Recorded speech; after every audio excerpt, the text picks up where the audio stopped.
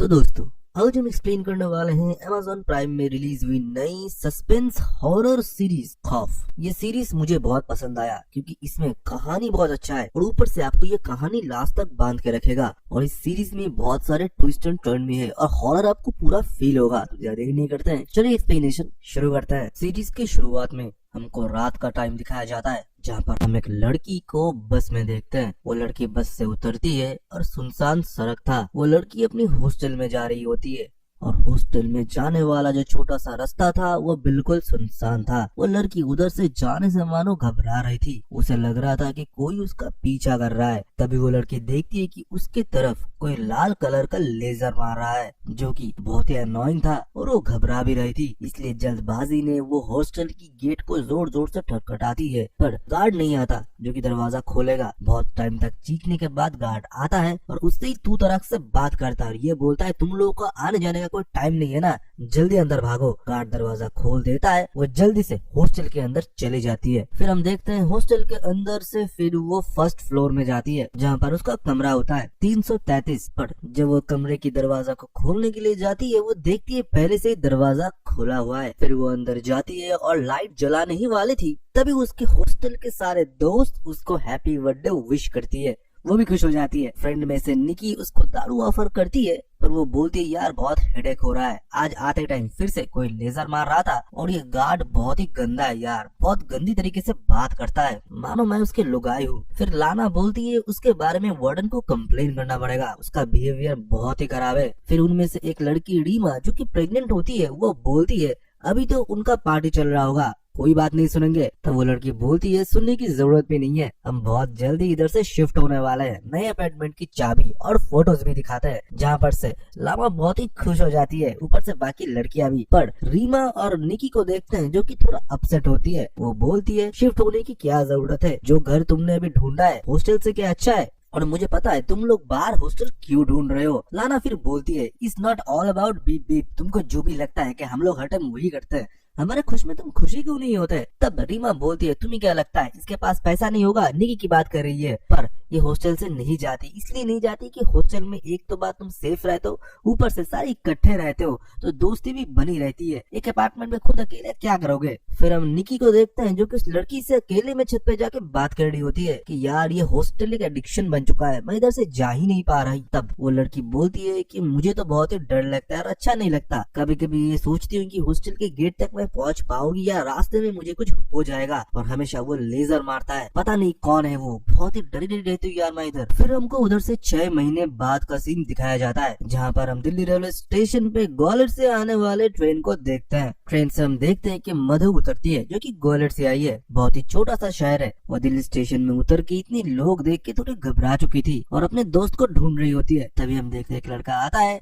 और ये दोनों बॉयफ्रेंड गर्लफ्रेंड होते हैं। एक साथ वो लोग हक कर लेते हैं। फिर वो लोग बाहर से ऑटो करते हैं और मधु को वो अपने रेंटेड अपार्टमेंट में लेके जाते हैं जहाँ पर 3 लड़के ऑलरेडी शहर में रह रहे थे और मधु के लिए भी उसका बॉयफ्रेंड कोई अपार्टमेंट या हॉस्टल देख रहा था। थोड़ा टाइम बाद उसके बॉयफ्रेंड का रूम खाली हो जाता है। फिर वो लोग जब इंटीमेट होने के लिए जाते हैं मानो इस लड़की का मतलब मधु का कोई पास था। उसे लगता है कि 4-5 लोग काले कपड़े पहने हुए उसे देख रहा है। वो तभी तुरंत अपने बॉयफ्रेंड को धक्का मार देती है और उठ के बैठ जाती है और बोलती है मुझे लगता है कि कोई हमें देख रही है। उसका बॉयफ्रेंड मधु का बैग बाद में चेक करता है जहाँ पर उसे कुछ दवाइयाँ मिलते हैं और ये एमआर का जॉब करता था तो दवाई के बारे में उसका पूरा नॉलेज था। फिर अगले दिन सुबह मधु बहुत जल्दी उठ जाती है, 4-5 बज रहे होंगे तब उसका बॉयफ्रेंड आता है और उसे समझाता है ज्यादा सोचो मत, सब कुछ ठीक हो जाएगा, थोड़ा दिन तो लगेगा ना उन सब चीजों को भूलने के लिए। फिर हम देखते हैं कि नेक्स्ट डे वो जाते हैं इंटरव्यू देने के लिए। मधुरिमा को इधर जॉब चाहिए था जहाँ पर इंटरव्यू तो उसका उतना अच्छा जाता नहीं है। नीचे उतरती वो मिलादी से मिलती है जो कि उसे बोलती है कि अरुण ऊपर था, तुम चिंता मत करो, तुम्हारी जॉब लग जाएगी, मैंने बोल दिया है और तुम अभी भी अपने बॉयफ्रेंड अरुण के साथ रह रहे हो, उन बॉयज लोगों के साथ। वो बोलती है कि हाँ अभी तक तो रह रही हूँ, मैं अपने अपार्टमेंट या हॉस्टल ढूंढ रही हूँ। तब मिला बोलती है मेरी फियांसे नकुल ने तुम्हारे लिए एक हॉस्टल ढूंढा है जो कि तुम्हारे बजट के लिए बिल्कुल फिट है, बट वो थोड़ा ऑफ लोकेशन है पर काम चलाने लायक है। मधुरिमा मिला को थैंक यू बोलती है। फिर हम मधुरिमा और अरुण को देखते हैं जो कि बाइक से हॉस्टल की तरफ तरफ जा रहे थे बात करने के लिए। वो शहर से थोड़ा दूरी में है, मतलब थोड़ा बैकवर्ड एरिया में। फिर हम देखते हैं कि ये लोग वार्डन से जाके मिलते हैं, पर वार्डन का बिहेवियर बहुत ही रूड था। पहले तो वो बोलती है कि तुम्हारे पास जॉब है इधर और तुम्हारा कोई मेडिकल हिस्ट्री वगैरह नहीं है ना, और ऊपर से लेट नहीं आना होगा, बहुत सारे रूल समझाने लगती है। इसलिए उनको वो जगह ज्यादा पसंद नहीं आता। वो बोलता है कि आपके पास रूम क्या अवेलेबल है। फिर जाके वार्डन उसे रूम दिखाती है, जो कि वही रूम होता है 333। उस रूम में जाने के बाद वो बोलती है कि ये जो पुराना टैंक है वो पिछले वाले स्टूडेंट का है, मेरा नाम है, उसने ही कागज चिपकाया है। ऊपर से ये रूम बिल्कुल अच्छा है, कोई प्रॉब्लम नहीं है, और एक कॉमन बाथरूम है जो कि सबको यूज करना पड़ेगा। बाकी एक स्टोर रूम है जो कि सदियों से खुला नहीं है। दुनिया भर के कबाड़ स्टोर रूम में पड़ा हुआ है। मधुरिमा उस कमरे की हर एक दीवार को अच्छे से देखती है। फिर वो बाहर आती है और तभी हम अरुण को देखते हैं जो कि गार्ड से पूछ रहा होता है ये जो एरिया है आस पड़ोस में ना कोई रिक्शा स्टैंड ना कोई बस स्टैंड है। तब वो गार्ड बोलता है इस हॉस्टल के पीछे वाले गली डायरेक्ट जाके सड़क पे मिलती है, जहाँ पर ऑटो रिक्शा बस वगैरह सब कुछ मिल जाता है, पर वो रास्ता बहुत ही छोटा है। फिर अरुण रीमा को लेके अपने हॉस्पिटल जाता है जहाँ पर वो मेडिसिन वगैरह सप्लाई करता है। वहाँ पर वो बोलता है कि आजकल के मेडिसिन लोगों को पता भी नहीं, खुद से सेल्फ प्रिस्क्राइब करके मेडिसिन ले लेते हैं। तुम कोई मेडिसिन नहीं ले रहे ना? तब मधु बोलती है कि तुमने मेरा पर्स चेक किया है ना? तब अरुण बोलता है कि ये जो तुम दवाई ले रहे हो वो साइकोलॉजी से रिलेटेड है। तब मधुरिमा बोलती है कि मुझे नींद नहीं आती तो मैं क्या करूं, और मुझे वो हॉस्टल पसंद आया। अरुण बोलता है हॉस्टल में पसंद आने वाला क्या चीज था? मधुरिमा बोलती है हॉस्टल अच्छा है, बहुत सारे लोग भी रहेंगे और वो जगह मुझे तो ठीक ठाक लगा। तुम थोड़ा बात करो ना, और मेरा जो मेडिकल हिस्ट्री वगैरह है तुमको तो बहुत डॉक्टर्स जानते हैं, थोड़ा बात करके वो भी अरेंज कर लो। फिर हम देखते हैं अरुण एक डॉक्टर के पास मधुरिमा को लेके जाती है, उधर से वो मेडिकल फिट हिस्ट्री उसका बना देती है। दूसरी जगह हम हॉस्टल को देखते हैं जहाँ पर 333 रूम में 3 लड़कियों को देखते हैं जो कि उस कमरे में जाती है और लाइट वगैरह बंद करके मोमबत्ती जला के प्लान चीट करना शुरू कर देती है, जहाँ पर से वो लोग कुछ आत्मा को बुला रहे थे। वो किसी लड़की अनु को बुला रही थी। तभी जोर जोर से दरवाजा खटकता है और इससे वो लोग बहुत डर जाते हैं। दरवाजा खोलने के बाद वो देखते हैं कि बाहर लाना होती है। लाना उन लोगों को उधर से बाहर जाने के लिए बोलती है और ये बोलती है ये रूम तुम्हारा नहीं है, इस रूम में ज्यादा टाइम तक नहीं रहो, जल्दी इस रूम से बाहर निकल जाओ। पर वो लड़कियां उसकी नहीं सुनती है और उसके मुंह पे ही दरवाजा बंद कर देते हैं। तभी वो लड़कियां फिर से जब प्लान चीट करने जाने वाली होती है वो पीछे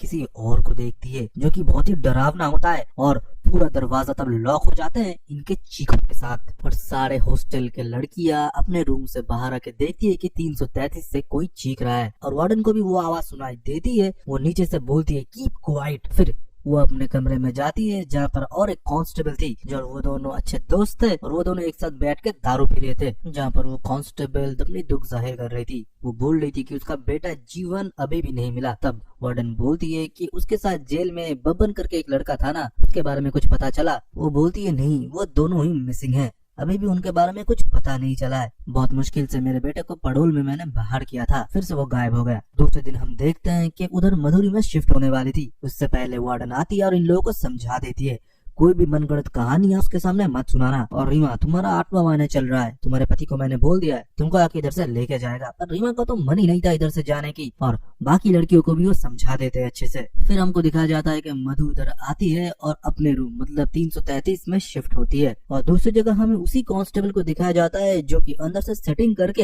एक लड़के की पता लगाया था, जिसको कि वो जाती है और 2-4 थप्पड़ मारती है और ये बोलती है तुझको बोला था ना मेरे बेटे के साथ दिखना नहीं। और वो लड़का बोल देता है मैंने तो उसे देखा भी नहीं था, वो मेरे साथ काम करने वाला था जेल से छूटने के बाद, फिर मुझसे मिला नहीं। इससे पहले मेरे साथ वो काम किया करता था, पुराने दिल्ली में एक हकीम है उसके लिए।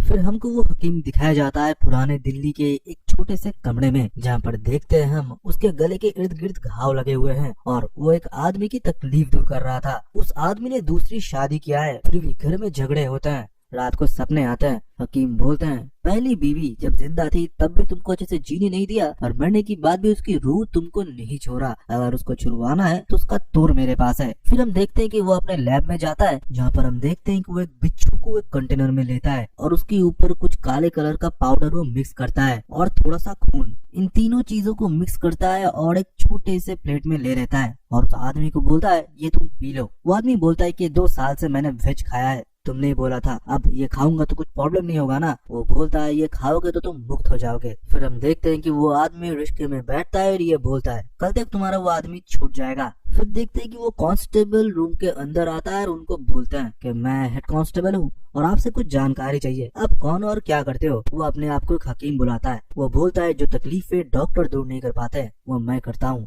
वो जिस्मानी हो या रूहानी वो मैं ठीक करता हूँ। पर आपको इतना जानकारी क्यों चाहिए? फिर कांस्टेबल बोलती है कि मैं बबन से मिलके आ रही हूँ, वो आपके लिए काम करता था ना? तब हकीम बोलता है हाँ वो मेरे लिए काम करता था। फिर अपने बेटा जीवन का फोटो दिखाता है और बोलता है ये भी आपके लिए काम करता था क्या? हकीम बोलता है हाँ। फिर इलोबिस्टा बोलती है कि किस टाइप का काम करते थे? तब वो बोलते हैं कि कुछ जड़ी बूटियां लाना, जो चीज बाहर उतना जल्दी अवेलेबल ना मिले उन चीजों को ले आना, बस इतना ही काम करते थे ये लोग। पर मैंने बहुत टाइम से इन लोगों को नहीं देखा है और इनके जाने से मुझे ही नुकसान है, क्योंकि मुझे खुद अपना खुराक का जुगाड़ करना पड़ रहा है। फिर उधर से वो सुनने के बाद चली जाती है। दूसरी जगह हम मधु को देखते हैं जो कि अपने साथ रहने वाले लड़कियों के कमरे में जाती है, जहाँ पर रीमा के दरवाजा ठकठकाने के बाद वो उसे गालियां देके इधर से चले जाने के लिए बोलते हैं और लाना भी वही बोलती है। मधुरिमा तो थोड़ा घबरा जाती है कि ये लोग ऐसे क्यों बिहेव कर रहे हैं। वो तुरंत अपने कमरे में आ जाती है और दरवाजा बंद कर देती है। फिर नेक्स्ट डे हम देखते हैं कि वो जॉब में जाती है, मतलब उसको जॉब मिल चुकी थी और मीला दी के साइड में ही वो बैठ के टेलीकॉलर के काम कर रही थी। और जब लंच का टाइम हुआ वो लंच एरिया में जा ही रही थी, वो देखती है कि मीला किसी लड़के के साथ लगी पड़ी हुई है। तब मीला उसको पुकारती है और बोलती है एक साथ चलो हम लोग लंच करते हैं। लंच के टाइम पहले तो मीला को वो थैंक यू बोलती है इस अपॉर्चुनिटी को उसे देने के लिए। फिर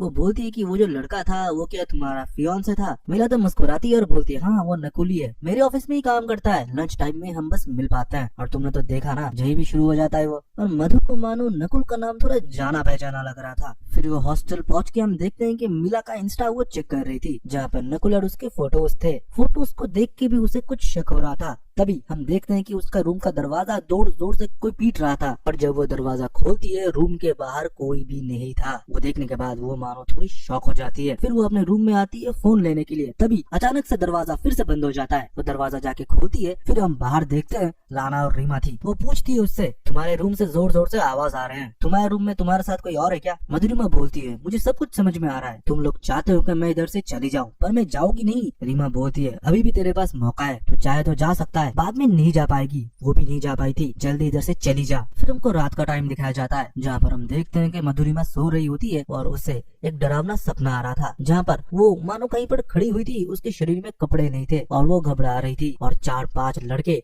जिसके मुंह में पूरा मास्क लगा हुआ था काला कलर का, वो मधुरिमा के साथ गलत काम कर रहे थे और किसी को नकुल भैया करके पुकार रहे थे। मधुरिमा का गला सूख रहा था, उसको पानी पीना था। फिर वो लाइट जलाती है और बेड में बैठ जाती है। फिर वो उठती है और रूम का खिड़की खोलती है। उसे रूम के अंदर सफोकेशन फील हो रहा था। वो विंडो के बाहर ही खड़ी हुई थी। तभी हम लोग नोटिस करते हैं कि मधुरिमा के ठीक पीछे कोई जला हुआ बॉडी मानो स्टेचू की तरह खड़ा हुआ है और उसी को ही देखे जा रही थी। तो ये है खौफ सीरीज का पहला एपिसोड का एक्सप्लेनेशन।